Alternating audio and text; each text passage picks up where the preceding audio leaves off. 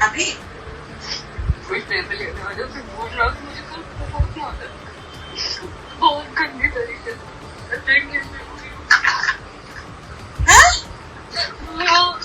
बहुत मारा कर उसने मुझे।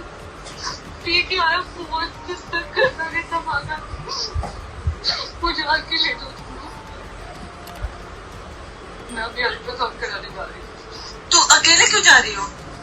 मैंने इतनी बार बोला चलो मेरे साथ, नहीं चले। तो हम लोग आ रहे हैं ना, तो क्यों इस तरह करोगी? तुम बस लेने आओ, मैं अपना सामान पैक करके आऊंगी। सिर्फ मुझे बहुत गंदी तरीके से मारा इसने। 5 महीने पहले एक मर्चेंट नेवी ऑफिसर से शादी करने वाली 32 साल की मधु सिंह की लखनऊ के घर में डेड बॉडी मिली। उसके पति ने दावा किया है कि उसने आत्महत्या करी है, जबकि मधु सिंह के परिवार वालों का कहना है कि पति उसे दहेज के लिए टॉर्चर करता था और उसने उसकी हत्या करी है। लेकिन पोस्टमार्टम रिपोर्ट में ये तो साफ हो गया कि मौत फांसी लगने से हुई है। मधु सिंह के हस्बैंड अनुराग को पुलिस ने गिरफ्तार कर लिया है ताकि मामले की तह तक पहुंचा जा सके। एक मैट्रिमोनियल साइट के जरिए जुड़ने के बाद मधु सिंह ने इसी साल 25 फरवरी को अनुराग से शादी करी थी। अनुराग हांगकांग के शिप मैनेजमेंट फर्म में बतौर सेकंड ऑफिसर काम करता था। जाहिर सी बात है कि जब कोई लड़का ऐसी पोस्ट पर हो तो सोसाइटी में उसे काफ़ी अच्छा और वेल एजुकेट और अच्छी इनकम सोर्स वाला लड़का माना जाता है। शादी के लिए बिल्कुल परफेक्ट था अनुराग, इसीलिए मधु की फैमिली ने अनुराग से शादी करवाई। और वहीं मधु की फैमिली का कहना है कि उस वक्त उसने 15 लाख रुपए मांगे थे। मधु की फैमिली ने व्हाट्सएप चैट भी दिखाया जिसमें वो 15 लाख रुपए पर काफ़ी जोर दे रहा था, लेकिन मधु की फैमिली ने 5 लाख रुपए दिए। उन्होंने कहा कि हमारे पास अभी इतना ही है। शादी के बाद अनुराग ने बार बार फ़ोन किया मधु की फैमिली को बाकी बचे दहेज के पैसों के लिए। शादी के 1 महीने के अंदर ही अनुराग ने मधु के साथ पहली बार मारपीट की, जिसके बाद मधु सिंह अपने पेरेंट्स के घर लौट आई। जिसके बाद अनुराग को दहेज के बाकी बचे पैसे दिए गए। मधु वापस अपने ससुराल यानी अनुराग के पास चली गई, लेकिन इसके बावजूद अनुराग उसके साथ मारपीट करता रहा। आपको मैं पहले ये क्लियर कर दूं कि अनुराग शादी के बाद लखनऊ में मधु को लेके रहा करता था। उस घर में अनुराग और मधु ही रहा करते थे।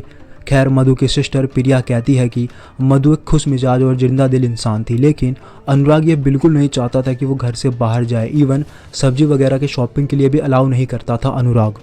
मधु के जितने भी दोस्त थे, मधु को अनुराग ने मना किया था कि किसी से बात नहीं करनी है। फिर भी मधु व्हाट्सएप के जरिए अपने दोस्तों से बात किया करती थी, लेकिन अनुराग की मधु के व्हाट्सएप पर भी नज़र रहती थी।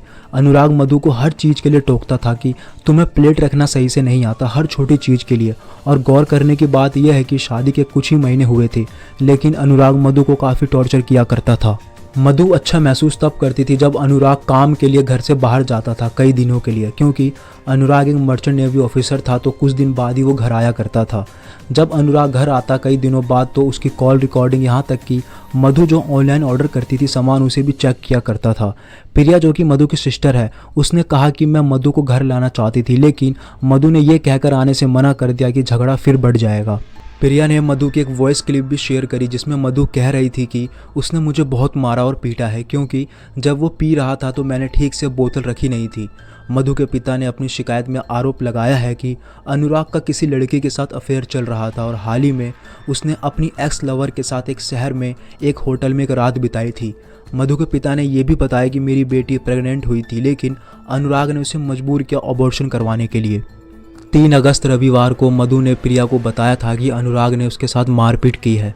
मधु के पिता ने कहा कि 4 अगस्त को शाम 4:32 पर अनुराग ने फ़ोन किया और कहा कि मेरी बेटी ने आत्महत्या कर ली है। वहीं अनुराग ने पुलिस को बताया कि मधु को छत से लटका देखकर उसने दोपहर के आसपास तुरंत 112 हेल्पलाइन नंबर पर कॉल किया, लेकिन मधु के परिवार वालों को लगभग 5 घंटे बाद शाम 4:30 बजे के करीब इसकी सूचना मिली। पुलिस को यह भी पता चला कि उस दिन अनुराग ने मेड को घर पर आने से मना किया था, लेकिन मेड ने वो मैसेज देखा नहीं तो मेड अनुराग के घर चली गई। लेकिन कई बार बेल बजाने के बाद भी अनुराग ने गेट नहीं खोला और पुलिस को अनुराग के फ़ोन से ये भी पता चला कि उस दिन मॉर्निंग के वक्त 10:30 बजे अनुराग ने ऑनलाइन खाना ऑर्डर किया था। अनुराग को अब पुलिस ने गिरफ्तार कर लिया है। पूछताछ में उसने बताया कि मधु ने आत्महत्या की है, लेकिन जब उससे ये पूछा गया कि आखिर किस वजह से वो इस हद तक पहुंच गई तो उसके पास कोई जवाब नहीं था। अभी अनुराग पुलिस की गिरफ्त में है और कोर्ट में ये केस चल रहा है।